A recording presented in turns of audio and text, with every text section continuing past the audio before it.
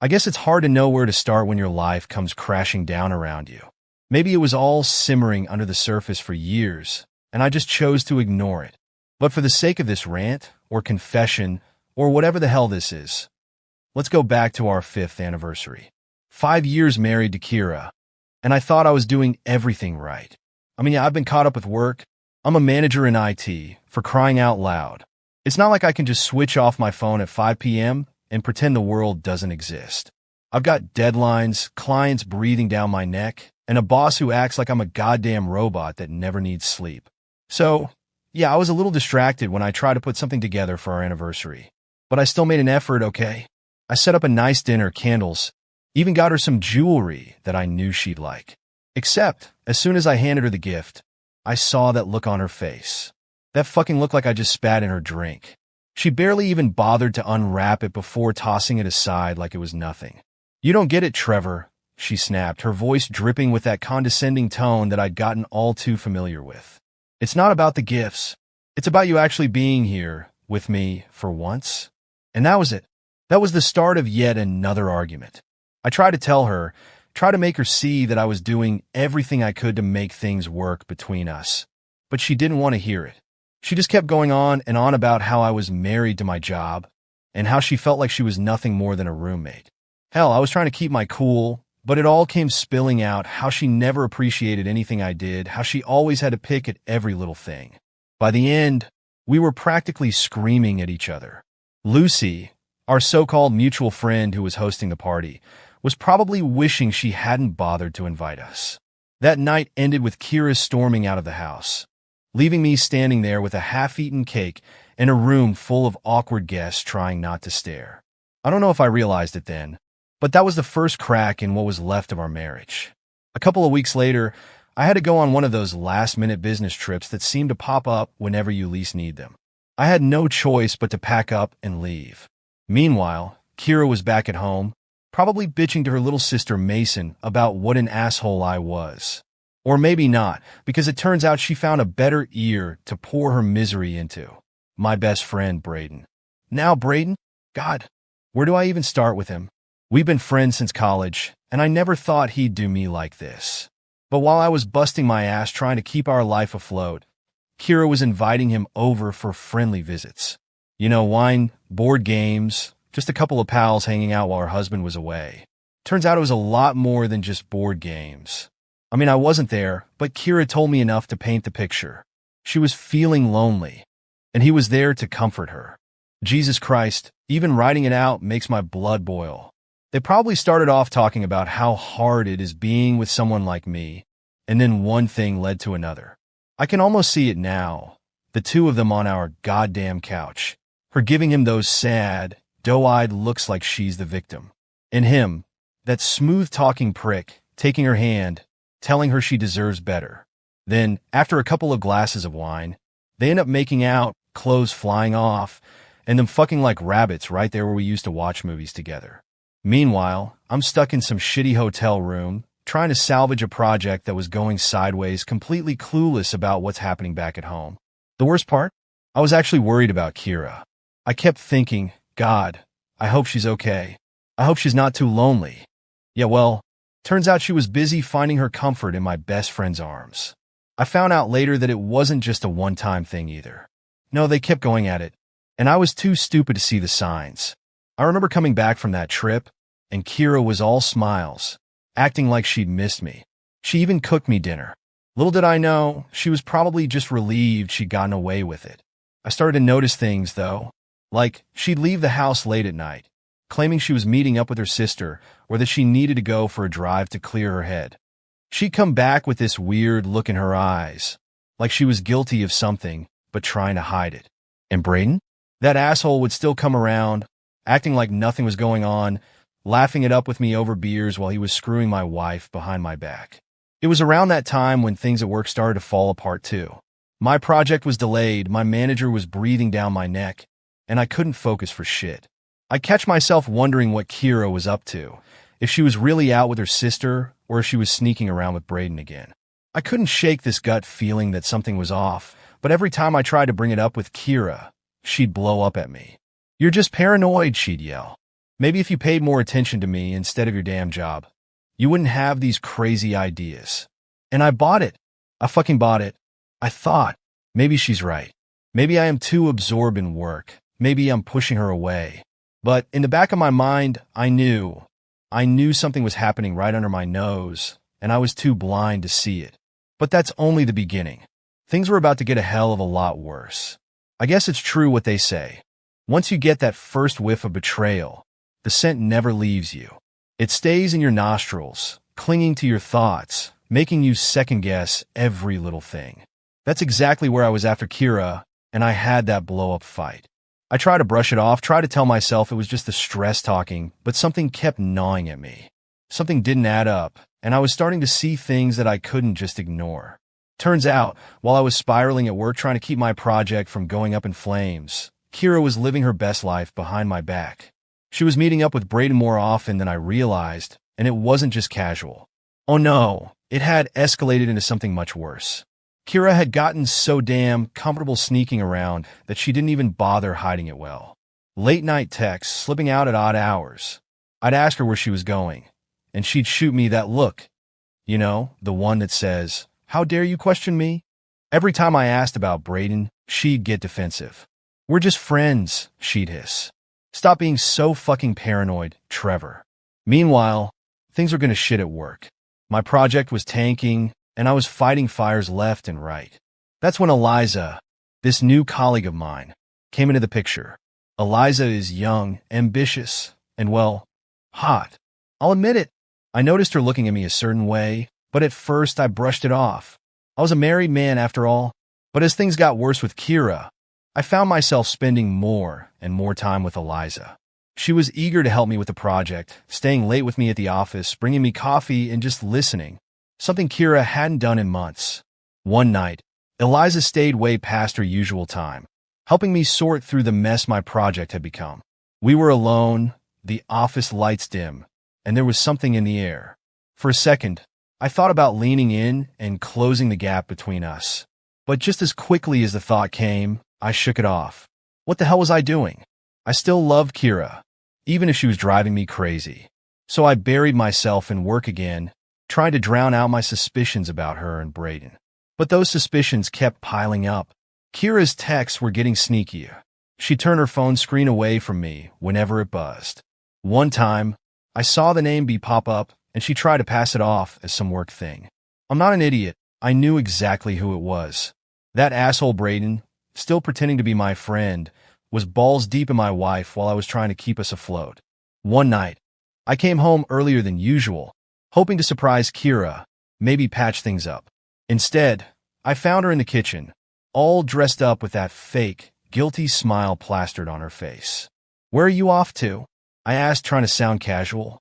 "Just meeting Mason for drinks," she said, not even bothering to make eye contact. That was her go-to excuse now.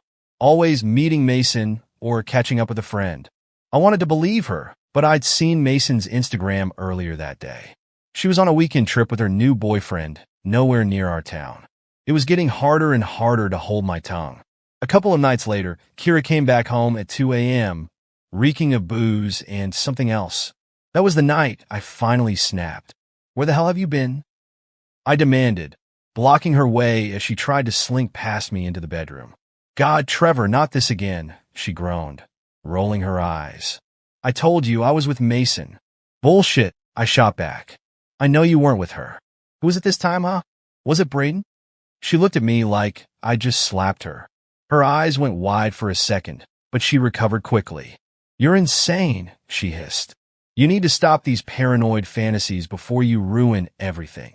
But I could see it in her eyes, that flicker of panic. She was lying, and we both knew it. Meanwhile, at work, Eliza was becoming more than just a colleague. She dropped little hints about how her last relationship had been with a married guy, how she didn't mind if things got complicated. I won't lie, there were times when I was tempted. Hell, she was right there, and she was willing. But every time, I'd think about my wedding day, about how I promised Kira I'd be faithful. Yeah, I was pissed at her, but did I really want to stoop to her level? But Kira wasn't stopping. She and Brayden kept meeting up. It wasn't just about sex for them anymore. No, they were having these deep conversations, connecting over their dissatisfaction with their lives. I found out later that he even cooked her dinner at his place, all romantic-like. Can you imagine? That piece of shit in his apartment, playing the perfect gentleman while I was too busy to notice the knife he was plunging into my back. And it wasn't just sex either. Kira started talking about how she felt alive again, like she was rediscovering herself. Meanwhile, she'd come home to me, drained, emotionless, like I was just some inconvenient chore she had to deal with. I could feel her slipping away, but every time I tried to get her to open up, she'd shut me down, accusing me of being too controlling, too focused on work. I confronted her again, this time after I'd seen a message pop up on her phone while she was in the shower. It was from Braden, something about last night being amazing. I felt my hands shaking as I read it. When she came out, towel wrapped around her, looking all innocent, I just lost it. "What the fuck is this, Kira?" I yelled, throwing her phone onto the bed. She stared at the screen, and for a split second, I saw the color drain from her face. But then, as if flipping a switch, she turned it back on me. "You're insane, Trevor. Why are you snooping through my phone? You're obsessed." "You're damn right I'm obsessed," I shouted back. "You're fucking Braden, aren't you? Just admit it." But she wouldn't. She dug her heels in, gaslighting me, twisting it all around until somehow I was the bad guy for spying on her. And the worst part? I almost believed her. While this was going down, Braden was having his own crisis. I heard from Garrett, his loudmouth friend, that Braden was second-guessing everything. Garrett had apparently told him to just go all in with Kira, consequences be damned. Little did they know the consequences were coming, and I was going to make damn sure they paid for what they did. You know that moment when everything clicks and you decide, fuck it, I'm done playing the good guy. That's where I was after that last blow-up with Kira. I had hit my limit. She'd been sneaking around with Braden, lying to my face, gaslighting me into thinking I was losing my mind. Well, if she was going to act like the marriage was over, then fine. I was going to make damn sure she felt the consequences of what she was doing. It all started with Julia. She was my neighbor. We'd known each other for a couple of years, but I never really paid her much attention until recently. I'd been hitting the gym a lot more, trying to clear my head, and that's where I ran into her. Julia was fit, confident, and always had this easygoing smile that made you feel like everything was going to be all right, even when your world was on fire. One night, after yet another screaming match with Kira, I decided to hit the gym late, just to blow off some steam. That's when I ran into Julia again. We got to talking, and for the first time in what felt like forever, someone actually listened to me. She didn't judge, didn't try to fix me, just listened.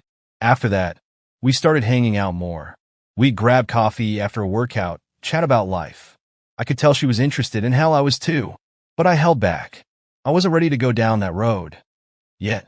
Still, it was nice to have someone on my side for once, someone who saw me, not just the workaholic or the guy with a failing marriage. But the real turning point came after another fight with Kira.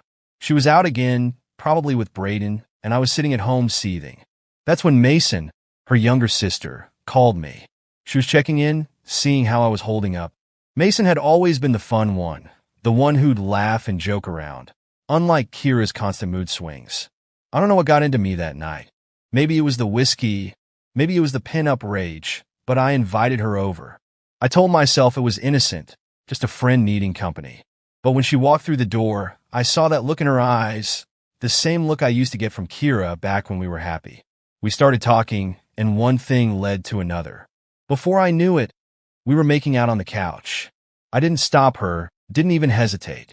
The next thing I knew, we were in bed, clothes scattered everywhere, and I was fucking her like I needed to get every ounce of frustration out of my system. Mason was wild, eager, nothing like her sister.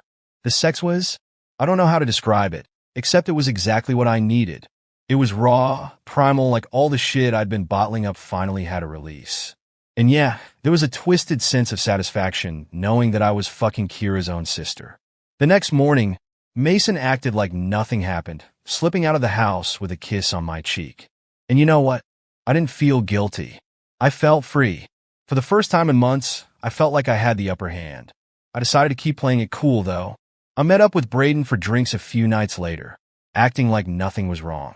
The asshole had no idea I had already fucked his wife's sister. He was going on about Kira, how they were connecting on this deeper level.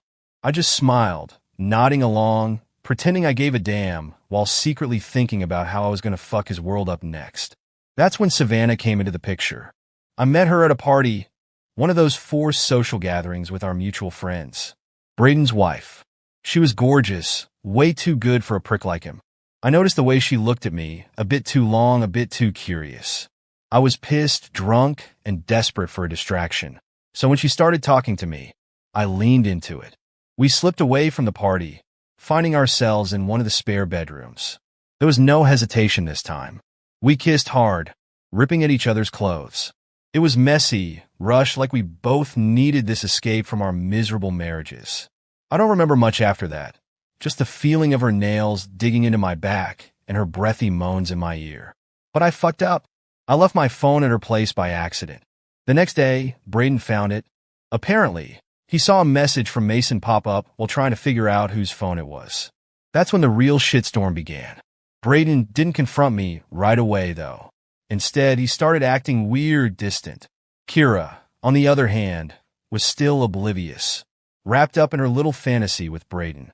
But our friends, they started noticing. Lucy, that nosy psychotherapist friend of ours, kept poking around, trying to get me to talk. Is everything okay, Trevor? You seem different. Yeah, no shit, I was different. I was in the middle of a goddamn war, trying to take down my cheating wife and her douchebag lover without getting caught myself. But the house of cards was starting to shake. Kira finally got a hint that something was up when a message from Mason accidentally got forwarded to her instead of me. She went ballistic, storming into the living room while I was sitting there trying to watch TV. "What the fuck is this?" she screamed, shoving her phone in my face. I just shrugged. "I don't know. Why don't you ask your sister?" That shut her up for a second. But then she came back swinging, accusing me of being the cheater, the one who was ruining our marriage. I just laughed in her face. "Oh, please, Kira, don't act all high and mighty. I know all about you and Braden." Her face went white, then red, then white again. She tried to deny it, but there was no use. We were both caught in this tangled mess, too deep to untangle without tearing everything apart. And the thing is, I wasn't done yet. If Kira thought she could walk away from this mess without paying for what she did, she was dead wrong. Because I still had one more card up my sleeve, and I was going to make sure she never saw it coming. You ever reach that point where you just stop caring about anything? Like, it doesn't matter what happens because everything's already fucked? That's where I was when Kira found that text from Mason on my phone. I'd gotten sloppy, sure, but at that point, I honestly didn't give a damn. I came home late one night, exhausted from everything. The mess at work, the bullshit with Kira, and trying to juggle my own affairs on the side. I guess I'd forgotten to delete the message Mason sent me after our last little rendezvous. Something stupid like, "Last night was wild, we should do it again sometime." Kira was waiting for me in the living room, her face red, hands shaking as she shoved my phone in my face. "What the fuck is this, Trevor? You've been fucking my sister?" I didn't even flinch. I was done playing the part of the guilty husband.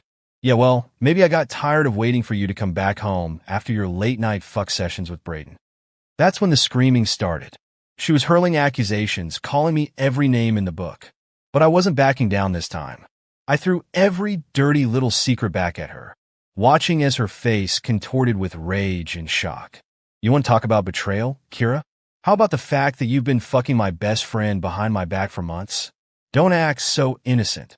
Her jaw dropped, and for a second I almost felt bad. Almost. But then she came back swinging, denying it, calling me paranoid, telling me that I was the reason she had to look elsewhere for attention. That was the last straw.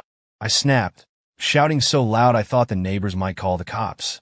She stormed out of the house, slamming the door so hard it rattled the windows. But did I chase after her? No. Let her run off to Braden. I was done trying to fix this mess. A couple of days later, we both ended up at one of Mark's parties. He's the clueless friend who's always trying to bring people together, even when they clearly shouldn't be in the same room. Kira showed up first, putting on that fake smile like nothing was wrong. I came in later, and the second I walked through the door, I could feel the tension crackling in the air. We kept our distance, not saying a word to each other. But our friends weren't stupid. Sophie, one of Kira's co-workers, kept hovering around her, asking if she was okay. I could see it in Kira's eyes. She was cracking, barely holding it together. Meanwhile, I was nursing a drink in the corner, trying not to punch something every time I saw Braden's smug face across the room. That's when Daniel, Braden's younger cousin, pulled me aside.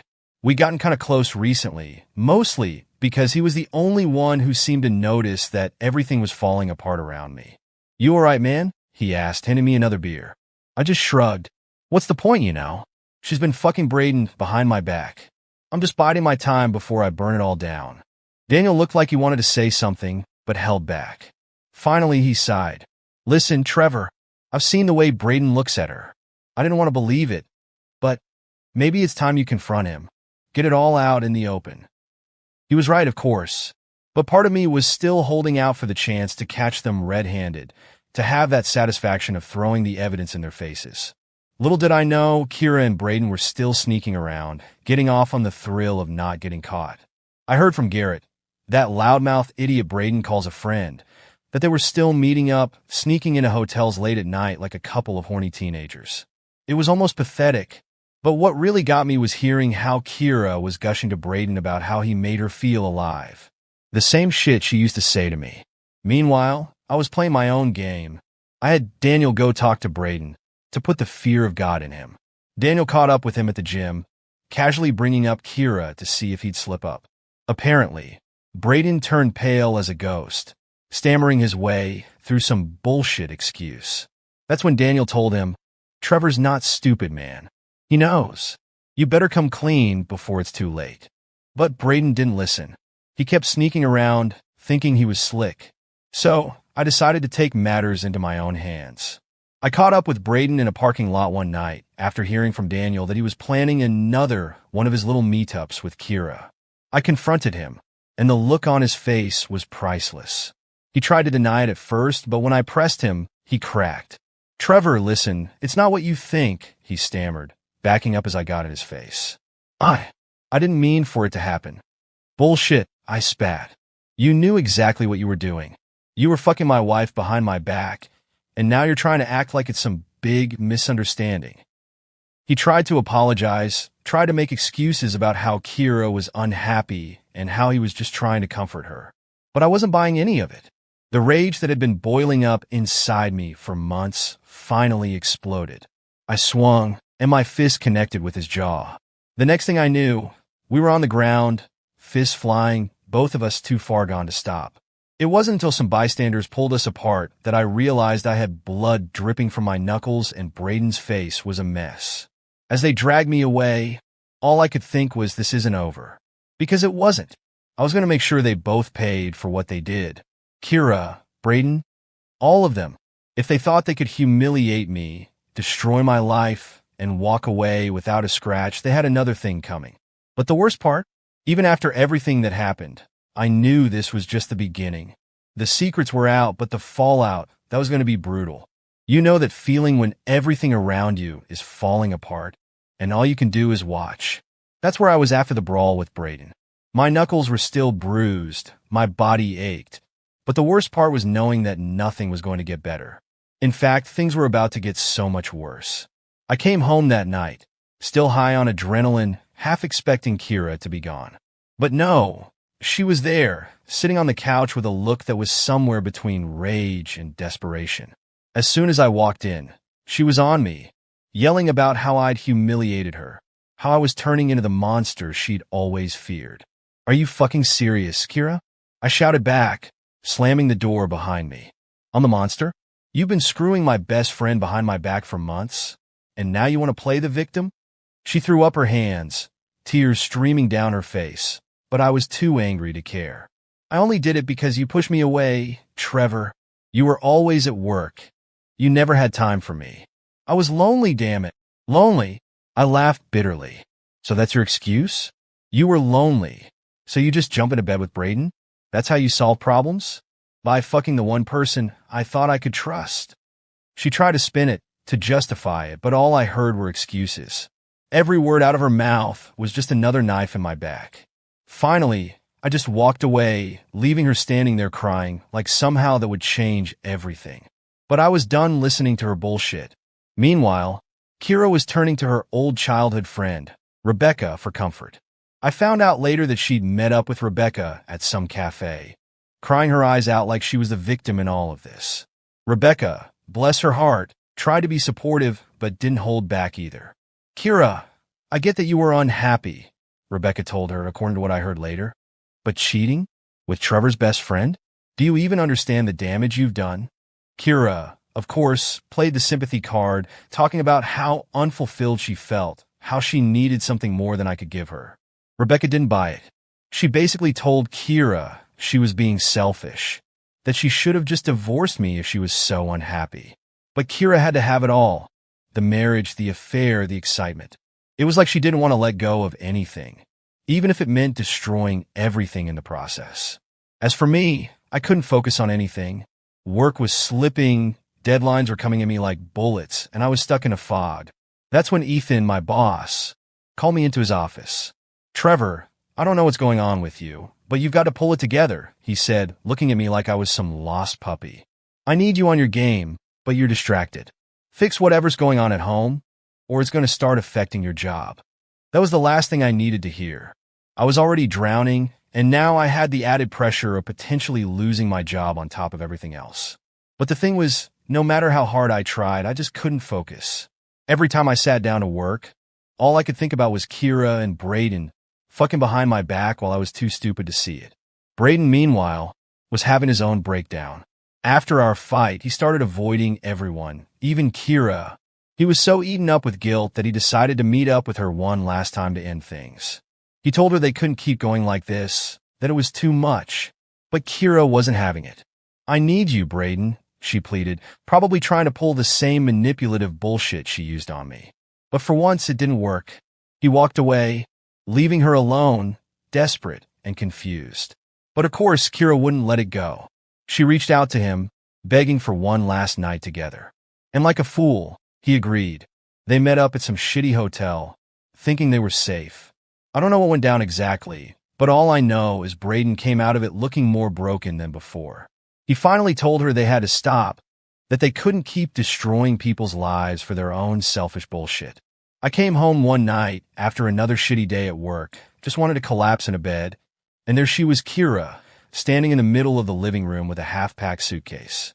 "What the hell are you doing?" I asked, my voice flat, drained of all the anger I used to feel. She turned to me, eyes red, and for the first time, I saw real pain there. "I can't do this anymore, Trevor. I've been lying to myself. I'm not happy. You're not happy. This marriage is over." "Yeah," I said bitterly. "No shit, it's over. You killed it the moment you spread your legs for Braden." That hit her hard. She flinched like I'd slapped her, but I was beyond caring. She finally admitted to everything. The affair, the lies, the secrets. I could see she was hoping for some kind of closure, maybe even forgiveness, but all I felt was emptiness. "Get out," I said. "Just get your shit and get out." The next day, I filed for divorce. I didn't even wait for her to leave the house. I went straight to the lawyer, signed the papers, and started the process of ripping her out of my life. She tried to talk to me, tried to get me to work through it, but I was done. There was nothing left to save. Our friends started taking sides, of course. Lucy, that self-righteous therapist friend of ours, was all about trying to get us to reconcile. "Maybe you can go to counseling, talk things out," she'd say, like she had any clue what we'd been through. But it was too late. The damage was done. Kira had wrecked everything beyond repair, and I wasn't about to let her drag me down any further. The divorce was brutal, messy, filled with accusations and bitterness on both sides. But in the end, it was done. Kira, the woman I once loved, was nothing more than a painful memory. And me? I was left with the pieces of a life I didn't recognize, trying to figure out how the hell to move on. But I wasn't broken. No, I was free. And I'd be damned if I let her betrayal keep me down. So, the divorce papers were signed, the legal bullshit was finally over. And just like that, Kira was out of my life. I won't lie, there were days when it felt like my entire world had been ripped apart, but then again, maybe it needed to be. After everything that went down, it was like I was standing in the ruins of a life I didn't recognize. But at least it was mine again. Kira moved out, and that was the last I saw of her for a while.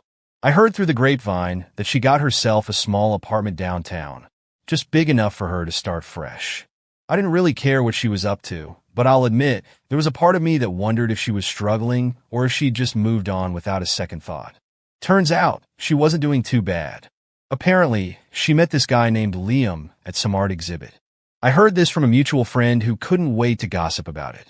They said Liam was some charming artsy type. The complete opposite of me, of course. Good for her, I thought. Let her have her artsy fling. Maybe that's what she needed all along. But as for me, I wasn't ready to jump into anything just yet. I was still pissed, still trying to figure out what the hell to do with myself now that I didn't have Kira to worry about. Work became my distraction. I buried myself in new projects, pulling late nights at the office, anything to keep my mind off the mess of my personal life. That's when Nina came into the picture. She was this new hire, young, smart, and full of energy, the kind of person who actually seemed to enjoy her job, which was a rare thing in my line of work. At first, it was just casual grabbing coffee, chatting about projects. But she was different. She had this way of listening like she actually gave a damn. One night, after a particularly rough day, she caught me sitting alone in the break room. "Hey, Trevor," she said, that bright smile of hers never wavering. "You look like you could use a drink. How about we grab one after work?" I hesitated for a second, but honestly, what did I have to lose? So, we ended up at this dive bar a few blocks from the office, and for the first time in months, I found myself actually enjoying someone's company. Nina was easy to talk to, no drama, no hidden agendas. And before I knew it, she became my go-to whenever I needed to vent or just forget about my mess of a life. Meanwhile, Kira was supposedly on her little journey of self-discovery. She was spending more time with Liam, going to art classes, trying to reinvent herself as this free-spirited designer. I saw it all through social media. The happy, carefree photos she posted with captions about new beginnings and finding herself. Part of me wanted to call bullshit, but another part of me just didn't care anymore. Let her have her fun. But then one day, out of nowhere, she ran into Braden. They bumped into each other at some cafe downtown. I wasn't there, obviously, but I heard about it through one of our mutual friends who seemed way too interested in keeping me updated on Kira's life. From what I heard, it was awkward as hell. Kira confronted him, finally getting that last bit of closure she needed. Apparently, they talked about all the damage they'd caused, to me, to themselves, to their friendship. Kira told him that she couldn't believe she'd let things get so out of hand. Braden, in his usual half-assed way, tried to apologize, but the damage was done. They went their separate ways after that, both looking like they'd been hit by a truck. As for me, things with Nina were different. I wouldn't call it a relationship. Not yet anyway. But it was something. She was there for me in a way that Kira never was. We started spending more time together, not just at the office, but outside of it too. She'd come over, we'd cook dinner together, watch shitty movies, and for once, I felt like I could breathe again. One night, after we'd spent hours just talking, she looked at me with those big, understanding eyes and said, "You've been through a lot, Trevor. But you're not your mistakes. You're allowed to be happy, you know." I don't know why, but that hit me hard. Maybe it was because for so long, I've been telling myself that everything was my fault, that I'd driven Kira away, that I deserved all the shit that had happened. But with Nina, it was different. She made me feel like I could actually have a future, something better than the train wreck my life had become. Kira, on the other hand, seemed to be doing okay with Liam. They were practically inseparable, and I started to hear less and less about her through our mutual friends. Good for her, I thought. If she found someone who could make her happy, more power to her. But me? I was done trying to fix everyone else. It was time to focus on me. In the end, we both moved on in our own ways. Kira and I finally sat down to talk one last time, just to clear the air. No screaming, no accusations. Just two people who had once loved each other trying to understand where it all went wrong. "I'm sorry," she said, tears in her eyes. "I never meant to hurt you." "I'm sorry too," I replied, but honestly, I didn't know if I meant it. Maybe I was just tired of holding on to all that anger. We shook hands, exchanged a few awkward goodbyes, and that was it. The last chapter of our messy story finally closed. Now, it's just me and Nina. We're taking it slow, no labels, no expectations. But for the first time in a long time, I actually feel hopeful. I've started setting new goals at work, taking on projects I actually care about. Hell, I even signed up for a gym membership. Kira's out there with Liam, trying to make a new life for herself. Good for her. I hope she finds whatever the hell she was looking for. But as for me, I'm done looking back. It's time to move forward. Because sometimes the only way to start over is to burn everything down and build something new from the ashes.